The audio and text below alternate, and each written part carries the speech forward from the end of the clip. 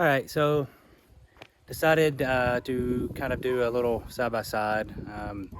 There's like a little bit of debate on the best engines GM's ever made, at least in the modern recent times with fuel injection. And a couple of those right now is the LT6, which is what the new Z06 has. 670 horsepower, torques in the mid 400s, which is awesome engine, revs 8,500.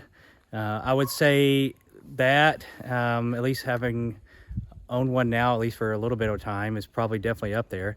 But a lot of people forget about the ls7, which was the motor pretty much before this, if you don't want to consider the supercharged variants, but naturally aspirated. If you wanted to compare naturally aspirated, even though it was a 7-liter, it was a pushrod engine. It definitely, in 06 when it came out, was far ahead of its time. 500 horsepower at the time. I think torque was like 500. And I've actually done an ls7 swap on my C5, so I've got a decent amount of experience with that engine. And it's a remarkable engine, torque wise, miles per gallon wise, like fuel efficiency, like everything. It is just absolutely remarkable. I mean, I've gotten as high as 26, 27 on the highway in a caravan with this engine on a C5. And so it's just kind of in the debate of what's best. That's definitely up there. The next one, would be the LT5 that came in the 01s, the early 90s, like 1990 to I think 96 01s. Those cars, that engine for sure. If you really want to place it above things, I would say it's definitely above the ls7. I don't know one to compare. I have never owned one. It's been on my list to own. It's just never kind of been the right time or the right car or the right price, all those kind of things. And so so just based on my availability, we're going to compare today the ls7 with the LT6 because I think those are two great engines that GM's made. And I'm not convinced, at least as of right now, that the LT6 is that much better than the ls7 is or was. But we are comparing a 7-liter to a 5.5 liter, so there's that. But you got a better gearbox, obviously, in the ls7, or not in the ls7, but in the LT6 in the new car, just because it's a DCT. And you're comparing that to the 6-speed manual transmission, which is what the ls7 had. So here's our two cars that we're going to kind of compare. We're going to do revs, just some thoughts, and then I'm going to do some draggy pulls and see. It's not stock for stock, so this is not an apples to apples. It's definitely apples to oranges, but it is what we've got, and I figured it'd be an okay comparison given modern times. This is 2023 now.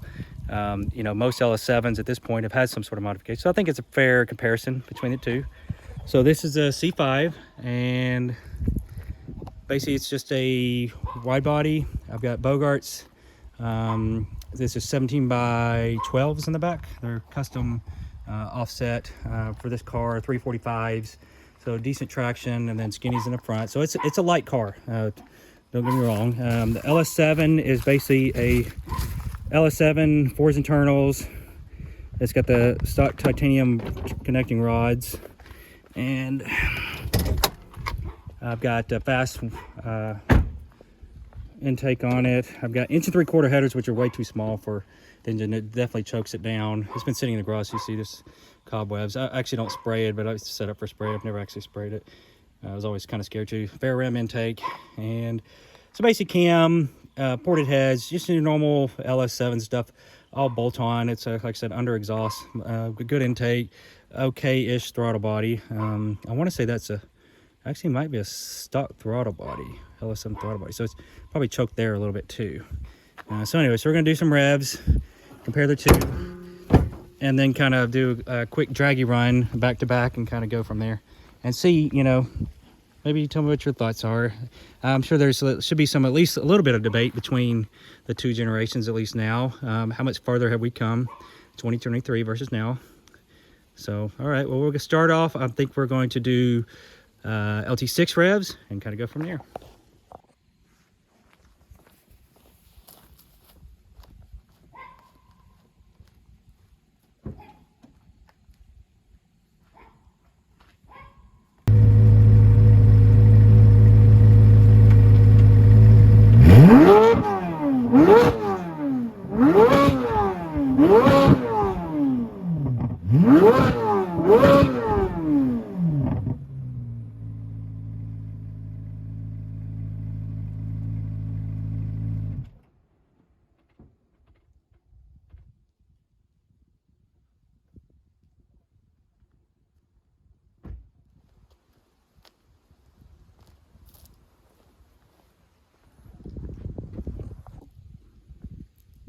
All right, here's ls7, and this is with the exhaust cutouts and headers, full headers, and ace pipe.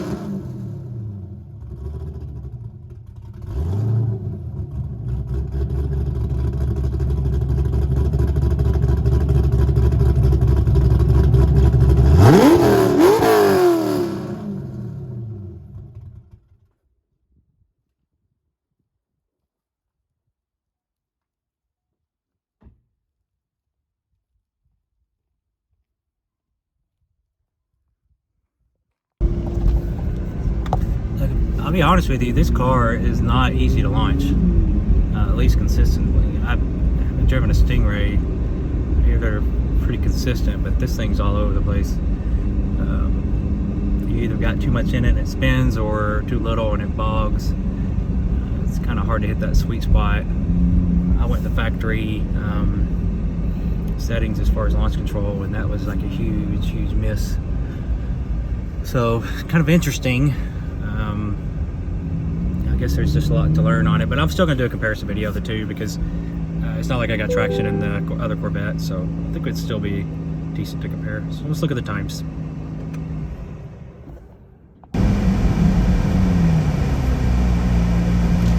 Alright, we'll try to manually launch it then. 30, 60.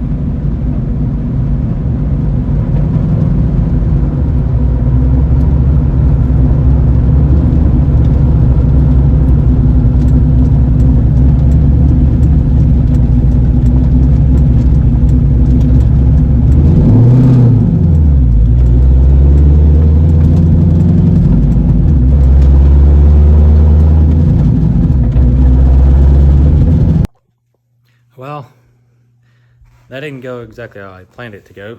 Honestly, I started the comparison thinking the ls7 was probably going to be equivalent, especially considering it was modded and a lightweight car, and we're just comparing one aspect, which is acceleration, which is not what the z06 is designed for. Obviously, it's a track car. But to my surprise, at least for my seat of pants meter, which I think has been not accurate, at least recently, especially with this car, because if I'm being quite honest, the car does not feel very fast. It feels quick when it gets moving, but from a dig, like, you can really feel the lack of torque. And I'm just so used to torque cars, coming from a Gen 4 Viper, the ls7, small block Chevrolets with big cubic inches. I'm used to just lots and lots and torque down low.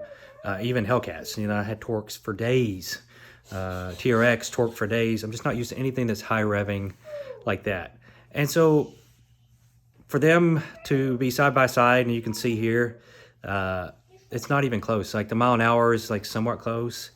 You know, but you still got a stock production LT6 out mile an houring and pulling down to 720 in the 8th, which is pretty decent on cold factory unprepped surface, like on the streets. So that's pretty good. Definitely a surprise to me. This didn't go exactly how I wanted it to, or even how I thought it was going to go. I just thought it was going to be a comparison video. We're going to say, oh, the ls7's still legit, and you know, et cetera, et cetera. But now I don't know. Definitely brings into some question, but it definitely makes me re-question my seat of the pants meter, because I did not feel like we were accelerating as quick as they are. But it's dragy verified. I mean, that's almost a standard nowadays, other than track. So anyways, take it for what it is. The car's quicker than it seems. It's going to take a lot of getting used to with the high RPM, the lack of torque. Like it's definitely different. I'm gonna have to readjust my mind as to what fast feels like, especially coming from EVs too. You know, we have the Plaid, which just is torque is just insane and instant. So it's different, and it's taking some getting used to. I think I will enjoy it more as time goes on. As of right now, I'm kind of shocked. Anyway, and then also, if you'll stay tuned, I've got something cool coming in the mail. I'll be installing here soon for the Z. Should be here probably later this week. So I'll get that installed and let you guys know what I think about it, in case you're considering doing the same thing. All right, and I'll give a teaser maybe later, but right now I'm gonna keep it on the DL.